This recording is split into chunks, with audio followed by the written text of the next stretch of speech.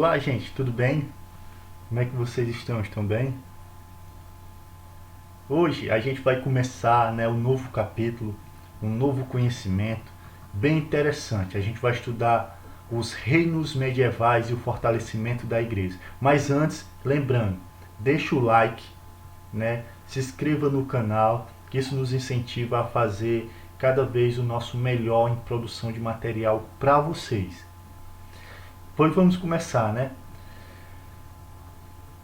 Nesse novo conteúdo, os reinos medievais e o fortalecimento da igreja, a gente vai estudar, nesse primeiro momento, os reinos germânicos, que a gente estudou já como esse período vai começar, o que é o reino germânico, como ele se formou, como é que a Igreja Católica vai se fortalecer através dos acordos com essa realeza, e a gente vai estudar os francos e o Império Carolígio, que é bastante interessante. Então, fiquem atentos, tá? Vamos lá, vamos começar. No início do século V, gente, vários fatores contribuíram para o desgaste, do Império Romano do Ocidente. O que mais contribuiu foi as invasões do seu território, principalmente pelos povos germanos, que os povos germanos estavam divididos em vários povos: os visigodos, os ostrogodos, os burbugios, os ângulos, os saxões, os francos, os érulos, os vândalos e vários outros povos.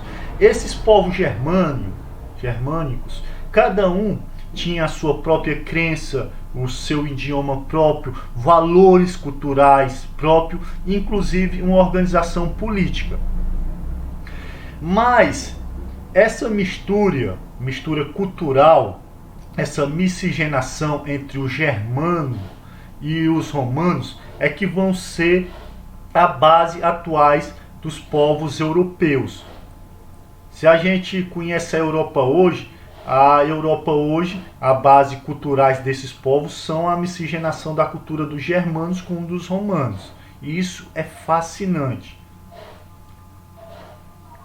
Aqui, se a gente está observando nesse mapa, a gente está observando os reinos germânicos. E aí a gente está observando que do lado esquerdo, se vocês estão vendo vários coloridozinhos, que são os vários povos que habitavam aí, os ângulos, os visigodos, os francos, os lombardos, e aí os vândalos e vários outros povos germânicos que invadiram o Império Romano nesse período e tomaram conta. Já o outro, do lado direito, se a gente está observando aí, é o Império Bizantino, ou então Império Romano do Oriente, que ele continuou intacto, não houve invasão, já que no Império Romano do Ocidente eles foram invadidos por esses povos germânicos. Segundo os historiadores, o inglês Pierre, ele vai dizer que esses reinos germânicos, eles tiveram uma integração tanto dos elementos de Roma como dos elementos romanos. E dessa administração política, juntando os elementos germânicos e romanos, é que vai surgir dois grupos sociais. E esses dois grupos sociais são a aristocracia rural, que é formada por grandes proprietários de terra, e os camponeses, que era completamente dependente dos donos da terra, também chamado de campesinato, que na verdade eram camponeses, eram agricultura que trabalhavam nas terras desses grandes proprietários de terra. E existia um acordo de vassalagem, de servidão entre eles. O soberano, gente, ele, nesse período, tinha o reino dele, era propriedade pessoal, tudo era dele. E ele dividia, dava para quem queria, né? Se ele dava a terra para um filho, doava a terra para alguém que lhe prestou um serviço importante. O reino era propriedade pessoal do soberano. Isso é bem interessante, né? Lá não, as posses dos outros não importavam, era tudo do rei. Para manter o povo unido, é que os soberanos eles começaram a fazer campanhas militares.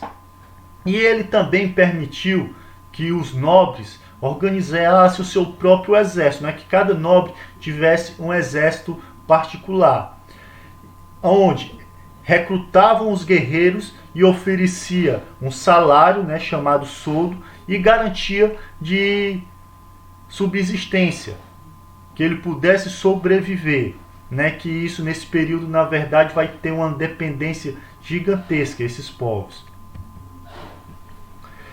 Em troca de proteção, gente, é que acontecia que muitos guerreiros doavam as suas propriedades privadas, né, para alguém que era poderoso, que um chefe poderoso que era capaz de dar segurança para aquele território. E aí, em conta disso, ele continuava trabalhando naquela terra, né? Na terra era sua, ele doava para que o senhor, o chefe ali poderoso, desse condições de segurança para eles. E ele continua trabalhando na terra, era um acordo. E aí, com isso, gente, essas pessoas ela ficava totalmente dependente dos senhores. Nesse período, gente, não existia uma, vamos dizer assim, uma separação. Não dava para separar quem era servo ou quem era livre, né? A gente vai observar que era muito tênue. O que é isso? Que não tinha como diferenciar. Com isso, gente, a gente vai observar que os nobres, o poder do nobre, vão crescer e detrimento também do poder real, que o poder real também vai ser muito conhecido. Em alguns períodos ele vai ser muito poderoso e em alguns ele vai entrar em decadência. Já no século VI, gente, na Europa, vai acontecer um surto de doença, principalmente a peste bubônica, que era transmitida, né, pela pulga dos ratos. Isso vai fazer com que a população da Europa diminua verdadeiramente. E aí o que é que vai acontecer? As pessoas, além da população da Europa diminuir nesse período, vai ter os abandonos das cidades, que as pessoas com medo da doença vão sair da cidade e vão para o campo, né? Vai acontecer a chamada ruralização, que as pessoas saíram da cidade e vão para o campo. Nesse período, gente, as cidades elas vão ser, na verdade, só um palco, só em alguns momentos é que as pessoas vão sair do campo e vão para a cidade, principalmente só nos períodos de festas religiosas. Por exemplo, vai ter uma festa de um santo, já que nesse período quem controlava era a Igreja Católica. Então, tinha as festas, as pessoas saíam do campo e iam só para as festas religiosas, né? E aí, quando as pessoas iam, as pessoas também tinham o comércio, né? E os peregrinos também compravam esses produtos, mas só nesse período de festa. Com o tempo, gente, o poder real, né, vai enfraquecer o soberano. A população, a nobreza rural vai se fortalecer. O comércio também e a sociedade, o comércio vai desaparecer na Europa e vai acontecer a ruralização da sociedade. Só que nesse período, com tudo isso, enfraquecimento do poder real, fortalecimento da nobreza rural, a queda do comércio, já que o comércio era urbano, estava nas cidades, vai quase desaparecer nesse período. E aí as pessoas com medo de doença vão para o interior, né, vão se transformar numa sociedade rural, é que a Igreja Católica vai superar tudo isso, né? Ela vai permanecer unida e ela vai se fortalecer. Cada vez mais ela vai ganhar o fortalecimento, cada vez ela vai se tornar mais poderosa. A religião, né, do Império Romano do Ocidente, desde o ano 380 a.C., depois de Cristo, quer dizer, era o cristianismo. E aí quando os povos germânicos invadiram o Império Romano do Ocidente, eles se converteram ao cristianismo. Eles começaram a adotar a religião cristã. E a partir daí, a Igreja Católica, ela começou a ocupar também uma vasta expansão territorial. Ela se transformou na famosa senhora feudal, né? Que nesse período a Igreja Católica tinha 1/3 de todas as terras da Europa e conseguiu também bens materiais. Só que as propriedades da Igreja, ela não podiam ser dividida, ela não pertencia a um padre, nem, vamos dizer, a um bispo, nem ao Papa. Ela era da própria Igreja. E aí, nisso é que a Igreja vai adquirir o seu poder espiritual sobre as pessoas e também um patrimônio material gigantesco, né? A Igreja Católica até hoje é uma das mais ricas do mundo, né? Com isso, a Igreja Católica ela vai ter um poder temporal, gente, e também um poder ideológico sobre as pessoas, né? E aí o que é que vai acontecer? Alguns reis germânicos vão se converter ao cristianismo. Um deles é o rei Clovis. Quando ele se converte ao cristianismo, ele faz uma aliança com a Igreja Católica, que foi boa tanto para o soberano, tanto para a Igreja Católica. E aí o que foi que aconteceu? Por exemplo, o rei, ele via na igreja uma forma de legitimar o seu poder, né? Que a igreja dizia que ele era rei porque Deus queria. E já a igreja, se a gente for observar, se aproveitava disso e tinha ao seu proveito a organização do clero para governar, né? O clero governava junto com o rei, então era vantajoso para os dois. No ano de 732 depois de Cristo, vai acontecer a chamada Batalha de Pontieres. É aonde que os muçulmanos, né, eles vão tentar invadir o reino dos francos, só que através dos chamados cavaleiros, um exército de cavaleiro bem treinado, vão expulsar os muçulmanos, vão vencer. A partir desse momento é que os feitos dos calorígeos vão ser vistos, e aí eles vão ser conhecidos como grandes defensores do mundo cristão. É que a fama deles vão aumentar. Em 771, o Carlos, filho do rei Pepin, ele vai iniciar uma política de expansão territorial. E aí o que é que vai acontecer? Todos os novos reinos que eram conquistados, a população se convertia ao cristianismo. Com isso, inclusive, essa vamos dizer, expansão territorial, essas conversões, era bem vista pela Igreja Católica. Ela apoiava isso, porque além de crescer o reino dos francos, também crescia o número de fiéis cristãos. Então a Igreja Católica apoiava essa expansão territorial. E cada vez a gente vai ver que entre o papado e a realeza vão ficar cada vez mais próximos, principalmente no dia 25 de dezembro de 800 depois de Cristo, na missa de Natal, quando o Papa Leão III vai coroar Carlos Magno como imperador romano. Era mais uma tentativa, na verdade, de restaurar o antigo Império Romano do Ocidente, né, de fazer Carlos Magno, que ele vai ter esse nome chamado Carlos Magno, de um representante de Deus na Terra, porque, como a gente viu, era um acordo mútuo. O rei, através da Igreja Católica, legitimava o seu governo, enquanto a Igreja Católica ela administrava o reino, e aí era vantajoso para os dois.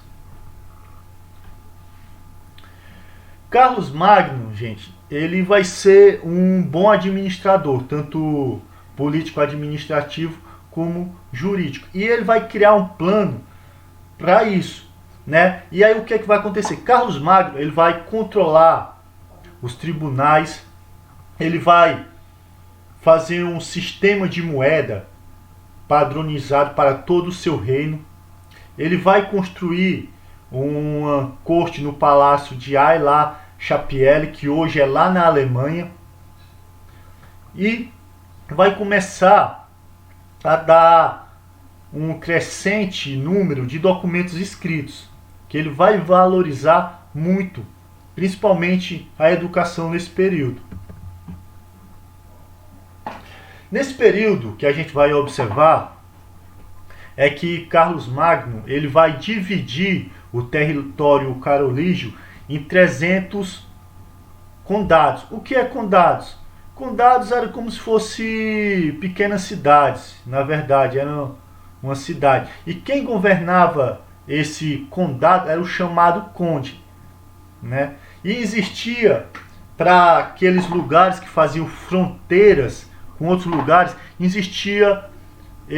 era denominadas de marcas, né? E aí, se a gente observar, o administrador, né, das marcas era o marquês.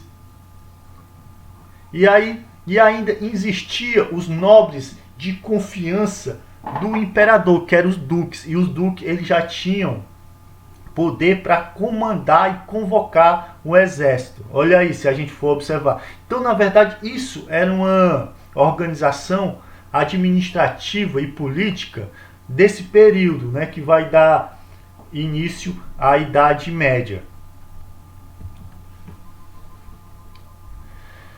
Nesse período também, gente, é que o imperador, né, Carlos Magno, ele vai criar a chamada escolas palatinas. O que é essa escola palatina, professor?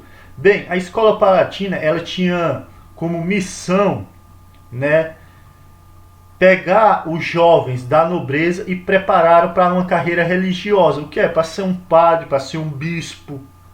Então ele tinha esse papel.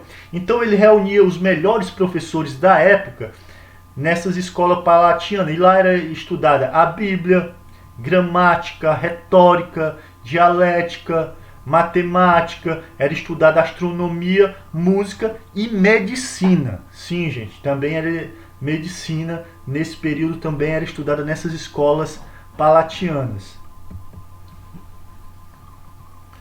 Nesse processo, gente, é que vão começar a ser transcritos, na verdade, vários textos clássicos, através dos monges copistas, né, que eles iam copiando. Na verdade, naquele tempo não existia imprensa, não era impresso nada, era tudo copiado à mão. E os monges se dedicavam a sua vida toda em transcrever textos clássicos. Para que era que eles transcreviam? Para que é tanto trabalho de copiar vários livros à mão? Preservar para a posterioridade, para a humanidade mais tarde. Através disso, gente, dessa expansão, principalmente dessa preservação desses documentos, é que vai ser chamada de renovação cultural, ou então chamada de renascimento calorigio. É um processo, na verdade, cultural, né, que vai desenvolver um renascimento já dos períodos antigos. Esse renascimento cultural, gente, ele vai entrar em declínio com a morte de Carlos Magno, né, em 814 depois de Cristo.